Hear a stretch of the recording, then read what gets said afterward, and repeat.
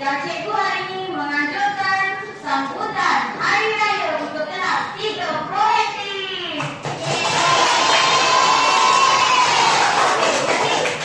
Jadi saya sudah sediakan juara sepenuh sambutan Hari Raya ini. Biasanya kalau pergi raya ada makanan apa?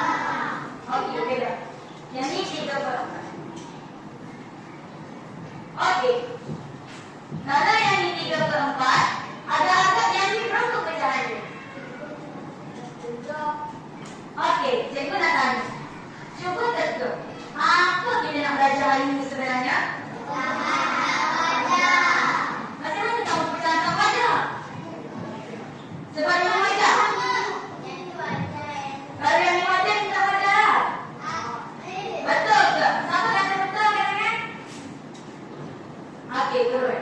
Nak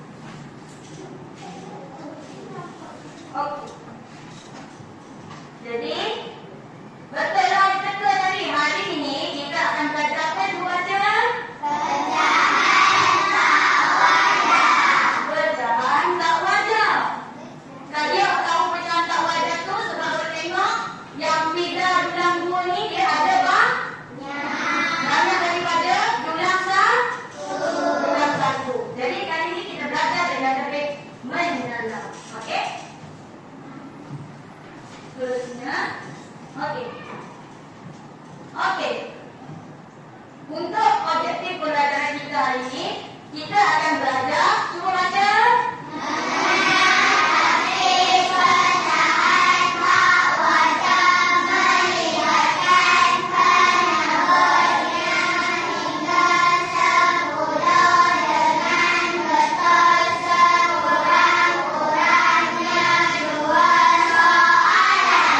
Jadi kita akan belajar mengenal pasti apa itu pecahan watak wajah yang menyebutnya sampai berapa?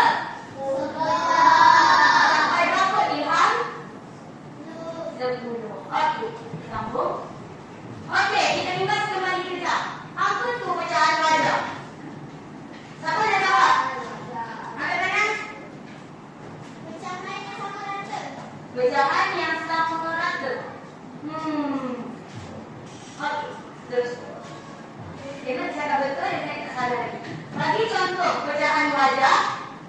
Siapa boleh bagi contoh pecahan wajah? Kita belajar ni. 1/2, betul. Lagi? 2/4, lagi? 3/9. 3/6. Okey. Macam mana cara awak kenal pasti pecahan itu pecahan wajah? Macam mana kelas? Macam mana? Bukan. Sama rata memang pecahan. Macam mana kita kenal pecahan wajah? Okey. Let's say tadi awak cakap tadi ada kali cakap apa pecahan wajah? Kali cakap apa? 1/2. Daya angkat 3/9. Tadi dari daya angkat 2/4. Okey, tak apa. Kita tengok. Okey.